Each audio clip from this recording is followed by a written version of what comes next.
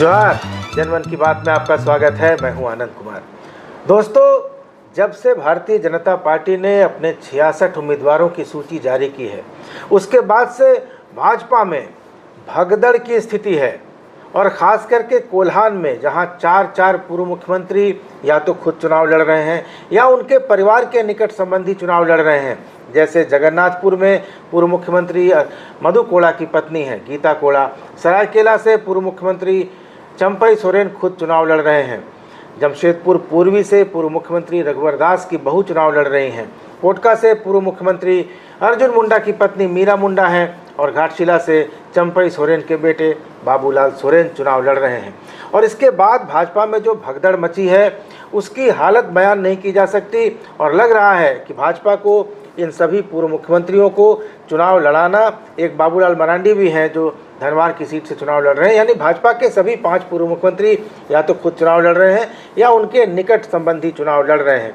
और इससे फैला असंतोष आज बिल्कुल साफ दिखाई दे गया जब भाजपा के कई बड़े नेताओं ने पार्टी छोड़ दी और झारखंड मुक्ति मोर्चा का दामन थाम लिया। इन नेताओं में लुइस मरांडी हैं जो पूर्व मंत्री रह चुकी हैं झारखंड सरकार में, बारी मुर्मू हैं जो पूर्वी सिंहभूम जिला परिषद के अध्यक्ष हैं, उनके भाई लक्ष्मण टुडू हैं जो घाटशिला के पूर्व विधायक हैं, गणेश सोलंकी हैं जो 2014 और 2019 में भारतीय जनता पार्टी के टिकट पर सरायकेला विधानसभा सीट से चुनाव लड़ चुके हैं। इसके अलावा और भी कुछ नेता हैं जिनके बारे में यह कहा जा रहा है कि वे झारखंड मुक्ति मोर्चा के संपर्क में हैं। नामों का खुलासा करना अभी ज़्यादा उचित नहीं होगा, हालांकि इनमें उदय शंकर सिंह और चुना सिंह का नाम आ रहा है जो सारठ विधानसभा क्षेत्र से चुनाव लड़ चुके हैं, विधायक भी रह चुके हैं। तो भाजपा में ये भगदड़ क्या एक बार फिर से बीजेपी को 2019 की स्थिति में पहुंचा देगी, जब उसको सिर्फ 25 सीटों पर संतोष करना पड़ा था और कोल्हान से उसका सुपड़ा साफ हो गया था। भाजपा में ये फैला असंतोष आखिर बीजेपी को कहां लेकर जाएगा, इसके बारे में चर्चा करने के लिए हमारे साथ पंकज प्रसून जी हैं। वैसे तो हम लोग इस बार पलामू प्रमंडल की यात्रा पर निकले हैं, लेकिन ये खबर आई तो हमने देर रात में ये फैसला किया कि इस पर आपस में बातचीत की जाए और जो ताज़ा घटनाक्रम, राजनीतिक घटनाक्रम है खासकर भाजपा के अंदर जो चल रहा है उसके बारे में आपको बताएं कि हमारी इस पर क्या राय है। तो पंकज जी, आपका तो पहले स्वागत है, और दूसरे क्या बताएं कि जो चल रहा है बीजेपी के अंदर वो क्या है। पहली बार जब सूची बीजेपी की जारी हुई थी तो लग रहा था कि भाजपा ने बड़े सोच समझकर ये फैसला लिया है, खास करके जो पूर्व मुख्यमंत्री या उनके परिवार के सदस्य लड़ रहे हैं, तो एक तरह से यह है कि भाई अपनी अपनी सीट आप जिता करते हैं। लेकिन जो इसका रिपरकशन, जो प्रतिक्रिया सामने आ रही है, उसको आप किस रूप में देखते हैं? देखिए, बात शुरू करते हैं कोल्हान से। कोल्हान में 10 सीटें बीजेपी को मिली हैं। 10 में से बड़े नेताओं ने अपना अपना बांट लिया। चंपई सोरेन ने कहा कि घाटशिला जो है मेरा बेटा, सरायकेला मैं, और जो खरसावां हैं वो सोनाराम बोदरा जो हैं उन्हीं के साथ आए थे झारखंड मुक्ति मोर्चा से, तो 3 मेरा हुआ। उधर गवर्नर साहब हैं, उन्होंने कहा कि एक तो मेरा हुआ, मेरी पुतोह को दे दो, बहू रानी। फिर एक ने कहा कि मेरी पत्नी को दे दो, गीता कोड़ा। और एक ने कहा कि ठीक है, अर्जुन मुंडा को मिल ही गया, उनकी पत्नी को, रघुवर दास के बहू को मिल ही गया, 3 चंपई सोरेन ले ही लिए, तो 3 2 5 हो गया, 1 हो गया 6 गीता कोड़ा। तो बचा आम कार्यकर्ताओं के लिए कितना? सिर्फ 4 सीटें। 4 सीटें भी मजबूरी, क्योंकि वहाँ इनका कोई रिश्तेदार नहीं था, नानी ताया मौसा मौसी वगैरह कुछ हो जाता तो एडजस्टमेंट हो जाता। तो ये आम कार्यकर्ताओं का कहना है कि ये तो कांग्रेस की बुरी स्थिति है। परिवारवाद में जरूरी थोड़ी है कि जब सत्ता के शीर्ष पर एक आदमी हो सिर्फ वही है, अब बाकी सब आप बांट दें किसी न किसी परिवार को। तो ये हो गई कोल्हान की स्थिति। दूसरी बात, मैं संथाल में और बुरे हालात देख रहा हूँ। देखिए, बहुत सारी चर्चा हो रही है परिवारवाद को लेके कोल्हान क्षेत्र में, लेकिन संथाल के बारे में कोई चर्चा ही नहीं कर रहा। बिल्कुल। सामाजिक समीकरण की बात कर लें, निष्ठावान कार्यकर्ताओं की बात कर लें। आज मैं लुइस मरांडी जी की चिट्ठी पढ़ रहा था कि जब जो उन्होंने इस्तीफा देते वक्त लिखा, लंबी चिट्ठी लिखी है, उन्होंने एक बहुत मार्के की बात कही है और हर कार्यकर्ता को ये सोचना चाहिए। उन्होंने कहा कि मैं 24 साल से इस पार्टी के लिए एड़िया घिस रही हूं। मैंने हेमंत सोरेन को हराया, विधायक बनी 2014 में। कल को आई सीता सोरेन मुझे कहती है कि ये गद्दार है। 3 महीने पहले जो शामिल हुआ वो कह रही है 24 साल के कार्यकर्ताओं की तुम गद्दार हो, और पार्टी वाह वाह कर रही है। जी। ये स्थिति है। आज बताया जा रहा है कि सामाजिक समीकरण का देखिए, पूरे संथाल में 3 ब्राह्मण लड़ा करते थे। आज अनंत ओझा मजबूरी, क्योंकि अनंत ओझा कोई विकल्प ही नहीं था। अगर विकल्प रहता तो संथाल परगना को ब्राह्मण शून्य करने की पूरी तरह बात थी। कहां है सामाजिक समीकरण? जिस इलाके में मैं देख रहा हूं, जैसे पूरा गिरिडीह का इलाका, गिरिडीह, जमुआ, कोडरमा जिला, धनबाद जिला, जहां ये पूरा भूमिहारों का बेल्ट है, जहां डिसाइडिंग है। कितने भूमिहारों टिकट है? एक भी भूमिहार नहीं। एक दिया है रणधीर सिंह को, क्योंकि रणधीर सिंह का जहां विकल्प कोई नहीं है, मजबूरी है, वहां सिर्फ दे दिया। और बाकी तुम भी बांटो, हम भी बांटे, बांटने की आजादी है। कुछ जो न बटा वो असम वाले कर लेंगे। तो ये है स्थिति। बहुत अच्छा माहौल बना था। 5 साल की सरकार थी, हेमंत सोरेन की सरकार ने परफॉर्म नहीं किया था। भ्रष्टाचार के कई आरोप थे, कमीशन खोरी के आरोप थे। लेकिन फिर आप देखिए, खंड खंड में, झारखंड में बटी भाजपा, सब अपना अपना। हमको मिल जाए पैसा, हमको मिल जाए पद, और उसके बाद बाकी देखिए।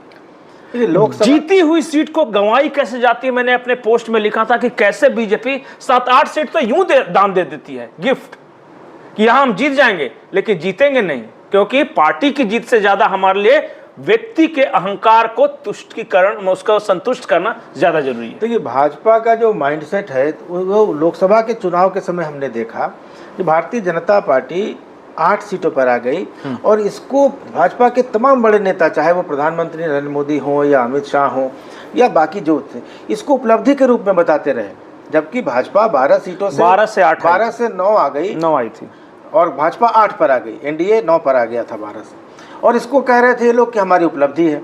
2019 के लोकसभा चुनाव में भाजपा 14 लोकसभा सीटों में से 65 विधानसभा सीटें जो उसके अंदर पड़ती उस पर आगे थी। इस बार वो 47-48 पर आ गई। इसको उपलब्धि बताया जाता रहा कि हम 51-52 सीटों पर आगे थे। और ये जो सिलसिला है आत्मसंतुष्टि का, लेकिन उसके बाद भी जो मेहनत चली भाजपा की, हिमंता बिश्व शर्मा आते रहे और लग रहा था कि वो पूरा माहौल बदल देंगे, और लग भी ऐसा दिखाई भी देने लगा था कि माहौल बदल रहा है। लेकिन जब से ये सूची जारी हुई, पहले तो एक सूची जारी हुई वो फर्जी वाली जी, और उसके बाद उसमें जो नाम चले, उसके बाद उसमें से कुछ नाम कट गए। इसके पहले कहा जा रहा था कि जितने भाजपा के बड़े आदिवासी नेता हैं सब चुनाव लड़ेंगे, उसमें लुइस मरांडी का भी नाम था, लेकिन लुइस मरांडी उसमें से चली गई, मिस्त्री सोरेन उसमें से चले गए। तो ऐसे कई नाम संथाल परगना में कटे। तो एसटी सीटों पर भी बारी मुर्मू है, गणेश महली है, उसके बाद लक्ष्मण टुडू हैं, उसके बाद मैं देख रहा हूँ कि कुणाल साडंगी चले गए। उसके बाद जो पुराने नेता है जो शैलेंद्र महतो, आवा महतो, वो एकदम साइलेंट है, कोई मतलब नहीं। महतो का आज 15% आबादी है। बीजेपी जैसे दावा उनका है कि हम ज़्यादा हैं, लेकिन दावा तो नहीं, दावा जो भी है मैं मानता हूँ, मैं मान लेता हूँ कि 15% ही है जी। लेकिन इस 15% आबादी के कितने नेता बीजेपी में हैं? मैं आजसू को क्या वो कॉन्ट्रैक्ट दे दिया है, क्या आउटसोर्स कर दिया है? महतो कितने नेता बीजेपी में हैं जो कि इफेक्टिव हैं? आदिवासी के कितने नेता हैं इफेक्टिव हैं? अभी तो शामिल करा के लाया है ना, कि जेवीएम से ले आया बाबूलाल मरांडी, वो कांग्रेस से ले आया गीता कोड़ा, जेएमएम से चंपई सोरेन, जेएमएम से सीता सोरेन। खुद कितने नेता हैं जो कि यहीं से हुए और यहां पे इफेक्टिव हैं? मैं तो अर्जुन मुंडा को भी जेएमएम का मानता हूं, वहां से जेएमएम से लाया है। आपके यहां क्यों नहीं आ रहे हैं? स्वाभाविक नेचुरल ग्रोथ किसी भी आदिवासी नेता का क्यों नहीं हो रहा है? किसी महतो का क्यों नहीं हो रहा है? किसी मूलवासी का स्वाभाविक ग्रोथ क्यों नहीं होता था? यहां पे 2014 के पहले की भाजपा को हमने देखा है, आदिवासियों के मन में इतना कम से कम डिस्टेंस नहीं था बीजेपी के लिए। हम थोड़ा उससे पहले चलते हैं। दुखा भगत प्रदेश हुआ करते थे, प्रदेश अध्यक्ष हुआ करते थे उस वक्त का माहौल देखिए। बाबूलाल मरांडी वनांचल भाजपा के अध्यक्ष हुआ करते थे। उस समय जीत के आते थे आदिवासी नेता, और भाजपा में स्वाभाविक रूप से आदिवासी बीजेपी को अपनी पार्टी मानते भी थे। जी। मैं ये धीरे धीरे देख रहा हूं और इस चीज को बहुत गंभीरता से लेने की जरूरत है। आज ही हम बात कर रहे थे, एक बहुत अच्छे व्यक्ति ने बताया कि रामनवमी का जुलूस देख लीजिए ना, आज से 10 साल पहले जब रामनवमी का जुलूस निकलता था तो अच्छे खासे तादाद में आदिवासी समाज के लोग आते थे। पता ही नहीं चलता था कि सरना का जुलूस अलग किसी दूसरे का जुलूस है या रामनवमी का दूसरे का जुलूस है। देखिए वो संख्या कम हो रही है। आदिवासियों का पार्टिसिपेशन रामनवमी जुलूस में कम हो रहा है। क्यों हो रहा है? कोई नहीं इसका जवाब देना चाहता। आप जाके, मैं तो घूम रहा हूं ना हर जगह, आदिवासी इलाकों में, आदिवासी के गांव में पता नहीं बीजेपी दूसरी पार्टी, दूसरों की पार्टी हो गई, जेएमएम हमारी है। ये कहां से आई भावना, किसकी गलती से आई, क्यों आई, कौन देखेगा?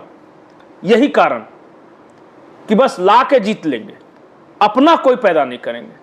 ये एक बात ये भी आ रही है कि जो कांग्रेस से आया हिमंता बिस्वा शर्मा के बारे में भाजपा के लोग कहने लगे हैं कि 2015-16 के आसपास, जी बिल्कुल उसी के, तो जो आए, जिसको भाजपा में आए अभी 10 साल हुए, वो अब उनको टिकट, उनका टिकट काट रहा है जिन्होंने भाजपा और संघ से शुरुआत की, विद्यार्थी परिषद से शुरुआत की, और उनका टिकट अब ये लोग काट रहे हैं जो बाहर से भाजपा में आए हैं।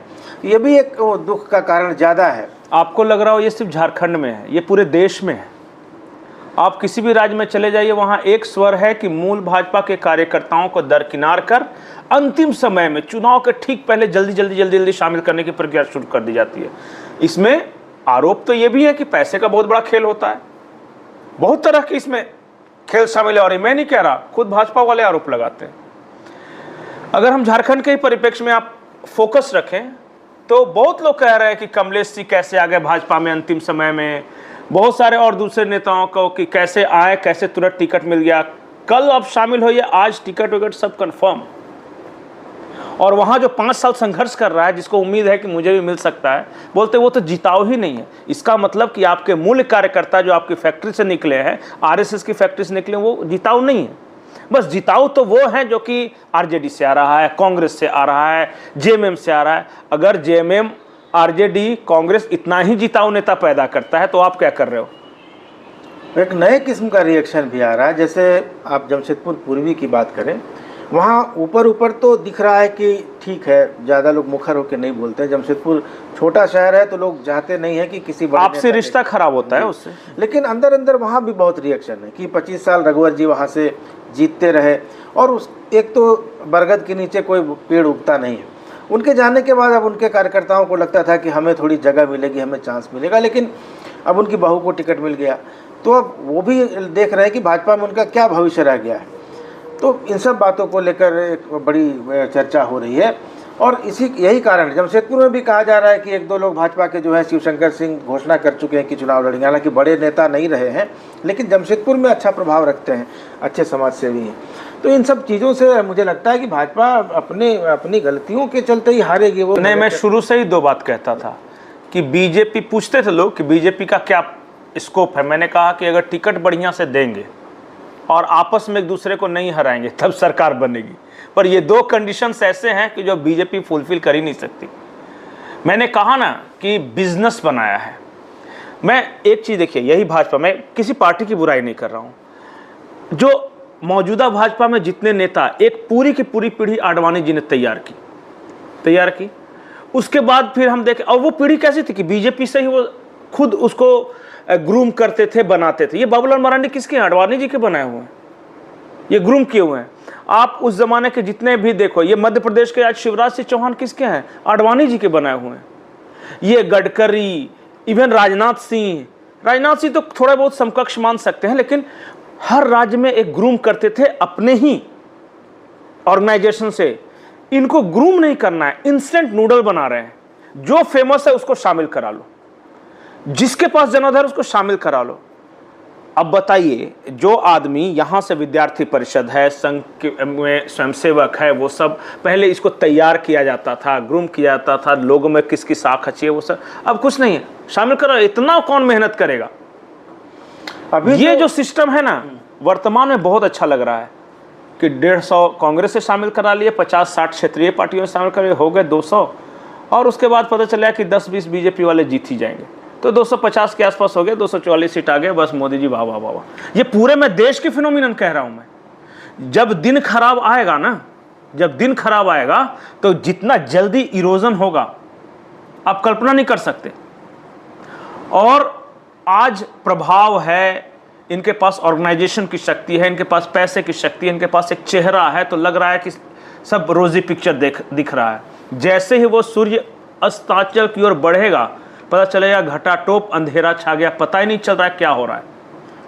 नहीं, दूसरा एक जो सबसे नाराज़गी की जो सबसे बड़ी वजह मुझे समझ में आ रही है वो ये है कि कार्यकर्ताओं का यह कहना है कि जब ऊपर से ही आपको थोप देना है हमारे ऊपर, तो फिर ये सर्वे का, रायशुमारी का, ये सब नाटक क्यों करते हैं। ज़्यादा उबाल इस बात को लेकर कि हमें बेवकूफ़ समझता है पार्टी का नेतृत्व कि जब आपने उम्मीदवार तय कर दिया कि किसी की बेटी, किसी का बहू, किसी को बाहर से ला के देना है, तो फिर हमारे ऊपर को थोप। अच्छा, एक बात बताइए। अच्छा, मैं बात पूरी करूं। आपने देखा होगा कि रायशुमारी में अपने मनपसंद नेता का नाम देने के लिए कैसे भीड़ जुटी, कैसे एक दूसरे से संघर्ष हुआ, एक दूसरे पर लोग लूझते रहे कि नहीं हमारा नेता आगे बढ़े।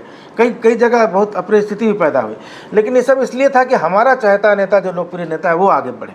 लेकिन अब ऊपर से डाल दिया गया और ये कहा गया कि नहीं इसका इनका नाम था। बताइए कि रघुवर दास जी की बहू हों या ढुल्लू महतो के भाई हों या पोटका से मीरा मुंडा हो, इनका नाम किस रायशुमारी में आया? यही तो मैं भी बोल रहा था कि जामताड़ा से सीता सोरेन कौन सी रायशुमारी थी? कौन से सर्वे में जामताड़ा से सीता सोरेन आ रही थी?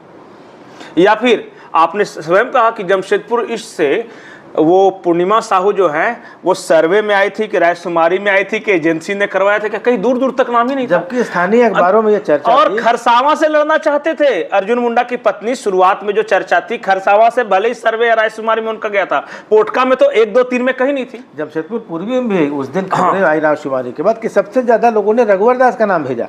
तो क्या ये मान लिया गया कि अगर रघुवर दास को नहीं देना है तो उनके परिवार का ही किसी का नाम दे दिया गया रायशुमारी में कार्यकर्ता, रघुवर दास उसको जितवा देंगे, मतलब रघुवर दास के लिए। एक चीज और सोचा होगा जो मेरे दिमाग में आता है कि जितने बड़े बड़े नेता हैं अपने अपने परिवार को जिताने में लग जाएंगे तो दूसरे को हराने में नहीं लगेंगे। ये बहुत सारे लोग बोलते हैं कि अर्जुन मुंडा अपनी वाइफ को जिताने के चक्कर में रहेंगे, पूरा एड़ी चोटी का जोर लगाएंगे, क्योंकि वो भी सीट मतलब कि डेंजर जोन में है। उसके बाद पता चला कि रघुवर दास अजीज क्या करेंगे, अपनी बहुरानी को जिताने में लगेगी। चंपई दा को अपना बेटा और अपना सोनाराम बोदरा को दे दिया। मधु कोड़ा अपनी पत्नी को जिताने में लगे रहेंगे। तो सब अपने अपने में जिताने लगेंगे तो दूसरे को देखेंगे नहीं, हराएंगे नहीं। ये भी एक हो सकता है थिंकिंग। अर्जुन मुंडा की बात हुई, आज जिन नेताओं का नाम पार्टी छोड़ने में आ रहा है, लुइस मरांडी, अर्जुन मुंडा ने उनको पहले सूचना आयुक्त बनवाया, उसके बाद उनको टिकट दिया दुमका से विधानसभा का। लक्ष्मण टुडू अर्जुन मुंडा की पसंद थे, 2 बार उन्होंने सरायकेला से टिकट दिया, नहीं जीते, बाद में उनको घाटशिला से टिकट दिलवा के जितवाया। लक्ष्मण टुडू की बहन है बारी मुर्मू, अच्छे संबंध है उनके मुंडा जी से। ये जो सरायकेला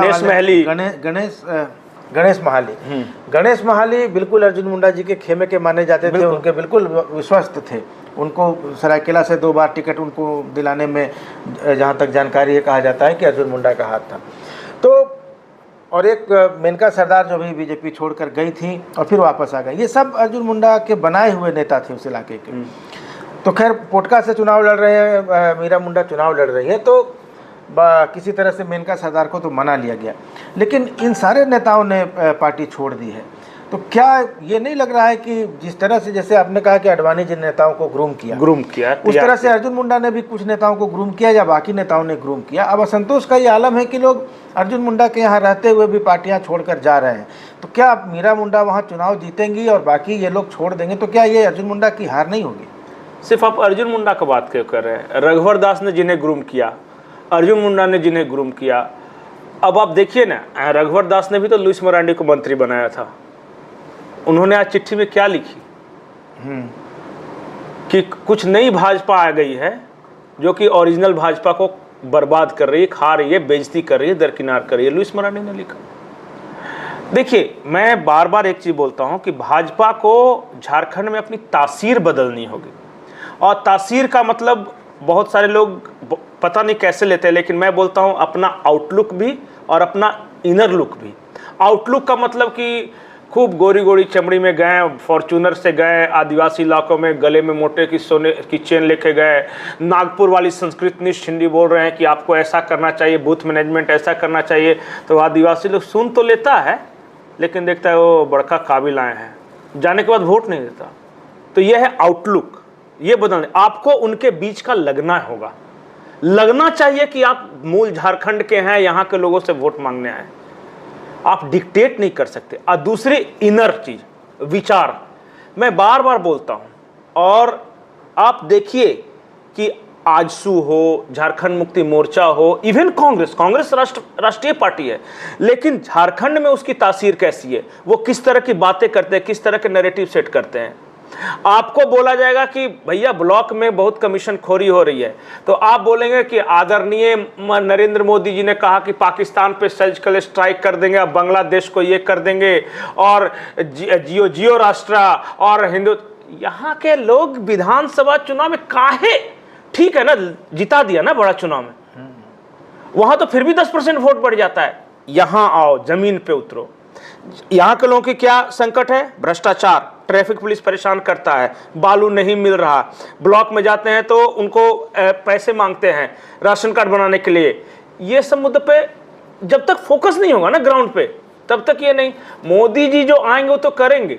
और एक बात जान जाइए, इन लोग जब तक जमीनी चीजों को नहीं पकड़ेंगे या उससे मुद्दा नहीं बनाएंगे, तब तक बहुत, और बनाना भी है कैसे, कौन बनाएगा आके? यही के लोग, वहीं के बीच में रहने वाले, उन्हीं की भाषा में बात करेंगे। तो संथाल में जाके संथाली में आप भाषण दो, क्यों नहीं दे सकते? हेमंत सोरेन तो देते हैं। बिल्कुल। आप जाके इधर जो उरांव वाले में, इनके उरांव की भाषा में बात करो, वहां हो में कैंपेन करो। ये मैं बोल रहा था तासीर की। तासीर झारखंडी बनाना पड़ेगा अगर यहां जीतना है तो। भाजपा कर्नाटक में तब तक सफल नहीं हो सकी जब तक येदियुरप्पा को फुल फ्लेज नहीं दिया। बहुत सारे लोग बोलते थे कि वहां एक रीजनल पार्टी की तरह व्यवहार करती है। बीजेपी को झारखंड में एक रीजनल पार्टी की तरह व्यवहार करना होगा, तब जीत जाएंगे। नहीं तो हेमंत विश्व शर्मा, शिवराज जी, लक्ष्मीकांत वाजपेयी, जितना कैंपेन करा लीजिए, रोक कौन रहा है कैंपेन कराने से? तो पता चलेगा कि इधर से नीचे से इरोजन होते जाएगा, लुइस मरांडी चले जाएगी, पता चलेगा कि 1 दर्जन और गए हैं, अभी कुछ और मनाने की कोशिश जारी है, ये से जाएंगे। तो ठीक है ना, आप लाते जाओ, नीचे से घसकता जाएगा। चलिए आखिरी सवाल एक ले लेते हैं।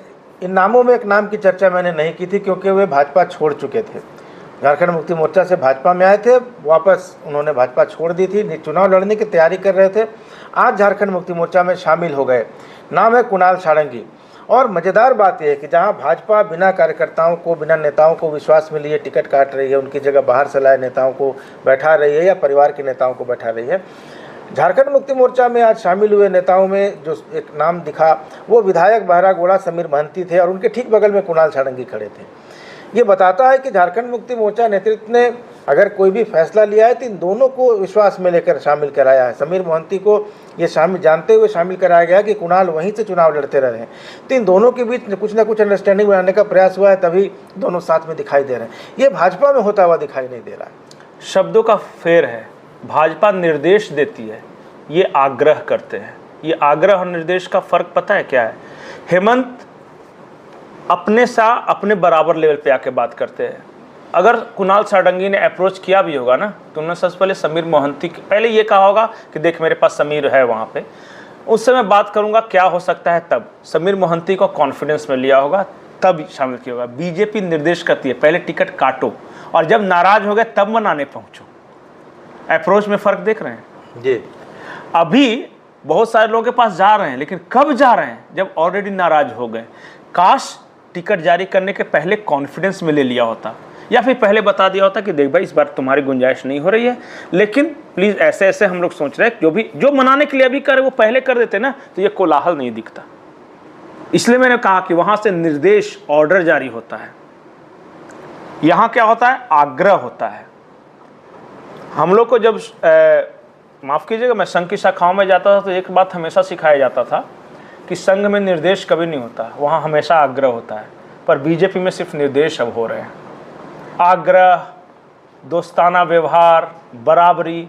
मैं तो तरस गया हूँ एक सीन देखने के लिए कि बीजेपी का कोई आदिवासी नेता आदिवासियों के साथ खेत की मेड़ पर बैठ के मड़वा रोटी खा रहा है। काश ये नज़ारा मुझे दिख जाता।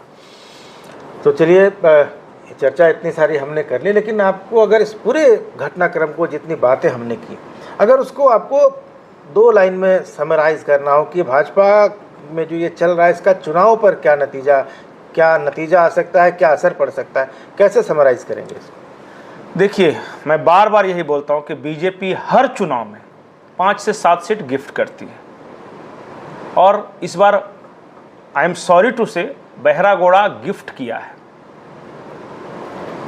मैं ये नहीं कह रहा कि बहुत सारे ऐसी सीटें हैं जो गिफ्ट किए हैं, मैं गिना सकता हूँ कि हर तरह की रिपोर्ट है पार्टी के पास कि वो खराब है, वो हारेंगे, हारने की गारंटी है। एक ने तो कहा कि स्टैम्प पेपर पर लिख लो कि वो हारेंगे लेकिन टिकट देना पड़ रहा है क्योंकि फलाने साहब नाराज हो जाएंगे। तो अरे भैया, फलाने साहब के नाराज होने के डर से एक सीट अगर आप हार रहे हो तो कैसी पार्टी चला रहे हो? या आप सरकार बनाने के लिए चुनाव लड़ रहे हो ना, कि लोगों को खुश करने के लिए लड़ रहे हो? बीजेपी टिकट बंटने के पहले मेरा अंदाजा 35 से 40 सीट था, टिकट बंटने के बाद 30 से 32 पे आया है। देखिए आगे क्या कुछ होता है। जितना ये मैनेज कर सकेंगे उतना इनको कम डैमेज होगा। काश कि अब और कोई बगावत ना हो। चुन्ना बाबू का जो आपने नाम लिया ना, मैंने नाम सुना था कि जेएमए में आ रहे, तस्वीर नहीं देखी। भगवान से मनाइए कि वो ऑफिशियल भी शामिल नहीं हो, नहीं तो एक सीट और मुश्किल होती है ना। फिर बहुत सारे ऐसे हैं जो कि बागी होने को तैयार बैठे, बहुत सारे के नाम की चर्चा है। समय रहते मना लिया तो भाजपा कुछ बच जाएगी। अभी मैं 30 से 32 पे आया हूँ, 4 को नहीं मनाएंगे तो 4 कम कर दिए, 25-26 पे पिछली बार था। तो इसको क्या कहेंगे? परिवार जीत तो जीत गया लेकिन भाजपा क्या जीत पाएगी? नहीं, व्यक्तियों को खुश करने के चक्कर में पार्टी हार गई। अगर इस तरह होता रहा तो, अभी हार नहीं हुई है। अभी 10 दिन पहले तक 50-50 था, टिकट जारी हुआ तो बीजेपी 35, उधर थोड़ा हुआ। ये अपना बगावत को कंट्रोल कर लेंगे तो फिर से क्लोज होना शुरू होगा। उसके बाद फिर नैरेटिव कैसे होता है, चुनाव तो अप डाउन होता रहता है ना। मैं चुनाव की भाजपा की बात नहीं कर रहा हूँ, मैं कह रहा हूँ कि जो भाजपा का मूल है, कोर है, वो भाजपा हार गई है। कहीं ना कहीं दूसरी चीजें अब भाजपा पर हावी हो गई, जैसे परिवार हावी हो गया, बाकी पैसा हो गया, पावर हो गया। बीजेपी वाले आरोप लगाते हैं, पैसे। बीजेपी जैसी पार्टी, मैं आपको एक उदाहरण बताता हूँ। कैलाशपति मिश्र जी थे और एक जिलाध्यक्ष थे, मैं नाम नहीं लूँगा, अभी भी वो हैं, पुराने हैं। तो एक बैठक हो रही थी, कैलाशपति मिश्र जी ने बोला कि हाँ जी, क्या तुम्हारे जिले की रिपोर्ट है? तो उन्होंने कहा था सर 482 रुपया कुछ पैसा हुआ है। उखड़ गए, बोले कुछ पैसा क्या होता है? डॉट बताओ, 482 रुपया 32 पैसा, 32 पैसे का हिसाब होना चाहिए। ये कैलाशपति मिश्र का जमाना था। अब कितना हुआ सर? 2-4 करोड़ हो गया सर, मैनेज हो जाएगा। मतलब कि बस यही अप्रोच में फर्क है। तो चलिए, भाजपा के अंदर ये जो अभी घमासान मचा है, जो भगदड़ दिखाई दे रही है, इसका असर चुनावों पर कितना पड़ता है ये तो अब देखने वाली बात होगी।